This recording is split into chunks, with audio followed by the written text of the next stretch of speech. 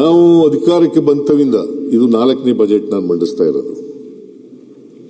2023ರಲ್ಲಿ ಒಂದು ಬಜೆಟ್, 23-24ರಲ್ಲಿ ಒಂದು ಬಜೆಟ್, 24-25ರಲ್ಲಿ ಒಂದು ಬಜೆಟ್, 25-26ರಲ್ಲಿ ಒಂದು ಬಜೆಟ್, ಮತ್ತೆ 26-27ರಲ್ಲಿ ಇನ್ನೊಂದು ಬಜೆಟ್. ಒಟ್ಟು 4 ಬಜೆಟ್ಗಳನ್ನು ಮಂಡಿಸಿದೆ. 4 ಬಜೆಟ್ಗಳಲ್ಲಿ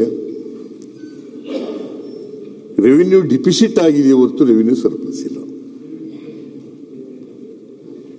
ಇದಕ್ಕೆ ಕಾರಣ ನಾನು ಬರ್ತೀನಿ ನಾನು ಆಮೇಲೆ, ಯಾಕೆ ನಾವು ರೆವಿನ್ಯೂ ಡಿಫಿಸಿಟ್ ಆದೋ ಅನ್ನೋದಕ್ಕೆ ಕಾರಣಗಳಿದ್ದಾವೆ. ಆ ಕಾರಣಗಳಿಗೆ ಬರ್ತೀನಿ ನಾನು. ಯಾಕಂದ್ರೆ ಇದು ಮೂಲಭೂತವಾದಂತಹ ವಿಚಾರಗಳನ್ನ ಮೊನ್ನೆ ಎಲ್ಲ ಸದಸ್ಯರಿಗೆ ಸದನದ ಗಮನಕ್ಕೆ ತರ್ತಕ್ಕಂಥ ಪ್ರಯತ್ನವನ್ನು ಮಾಡ್ತಾ ಇದ್ದೀನಿ. ಯಾಕಂದ್ರೆ ವಿರೋಧ ಪಕ್ಷದ ನಾಯಕರು ಸಾಲ ಮಾಡಿಬಿಟ್ಟಿದ್ದಾರೆ ಅಂತ ಹೇಳ್ತಾರೆ. ಆಕ್ಸಿಜನ್ ಮೇಲೆ ನಿಂತಿದೆ ಈ ಸರ್ಕಾರ, ಸಾಲದ ಆಕ್ಸಿಜನ್ ಮೇಲೆ ನಿಂತಿದೆ ಸಾಲ.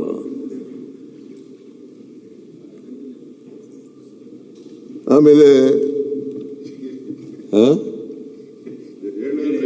ಎಲ್ಲಿ ನಾನು ಇನ್ನೇ ಮಾತಾಡಿದ್ನ ಎಲ್ಲ ಒಂದ್ಸರಿನೂ ಮಾತಾಡಿರ್ಲಿಲ್ಲ. ರೆಕಾರ್ಡ್ಗೆ ತಪ್ಪು ಹೋಗ್ಬಾರ್ದು. ನೀನು ರೆಕಾರ್ಡ್ಗೆ ತಪ್ಪು ಹೋಗ್ತಾ ಇದ್ರೆ ಹೇಳಿ.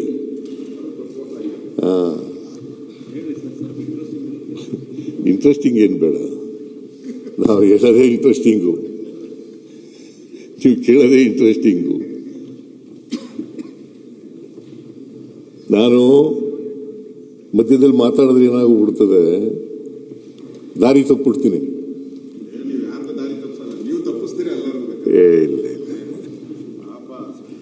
ಪಕ್ಕದಲ್ಲೆಲ್ಲ ಇರೋರೆಲ್ಲ ಪಾಪ ದಾರಿ ತಪ್ಪಿಟ್ಟು ಕಾಣೆ ಆಗ್ಬಿಟ್ಟಿದ್ದಾರೆ. ಅವರು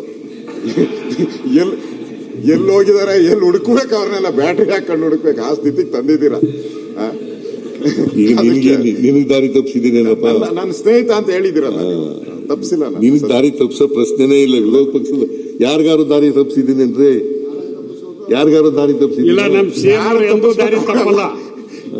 ಅಲ್ಲ, ಯಾರನ್ನ ತಪ್ಪಿಸ್ಬೇಕು ಅವ್ರನ್ನ ತಪ್ಪಿಸಿದ್ರೆ, ಯಾರಿಗೂ ತಪ್ಪಿಸಲ್ಲ. ಯಾರನ್ನ ತಪ್ಪಿಸ್ಬೇಕು ಅವ್ರು ಅಧ್ಯಕ್ಷರೇ, ದಾರಿ ಕಾಣದಾಗಿದೆ ಅಂತ ಹೇಳ್ಬಿಟ್ಟು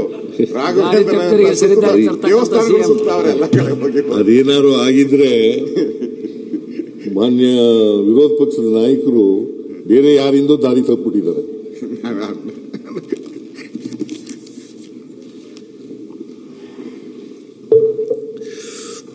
ಅದರಿಂದ ನಾನು ಯಾರಿಗೂ ದಾರಿ ತಪ್ಪಿಸ್ತಕ್ಕಂಥ, ಇದು ವಾಸ್ತವವಾದಂಥ ವಿಚಾರಗಳನ್ನ ಸದನದ ಮುಂದೆ ಇಡ್ತಾ ಇದ್ದೀನಿ. ಯಾಕಂದ್ರೆ ಸದನ ನಾವು ದೇವಾಲಯ, ನ್ಯಾಯಾಲಯ ಅಂತ ಅನ್ಕೊಂಡಿದ್ದೀವಿ. ಅದರಿಂದ ಈ ರಾಜ್ಯದ ಜನ 7 ಕೋಟಿ ಜನ ನೋಡ್ತಾ ಇದ್ದಾರೆ. ಅದರಿಂದ ದಾರಿ ತಪ್ಪಿಸ್ತಕ್ಕಂಥ ಪ್ರಶ್ನೆನೇ ಇಲ್ಲ, ಯಾರಿಗೂ ದಾರಿ ತಪ್ಪಿಸ್ತಕ್ಕಂಥ ಪ್ರಶ್ನೆ ಉದ್ಭವ ಆಗದೇ ಇಲ್ಲ.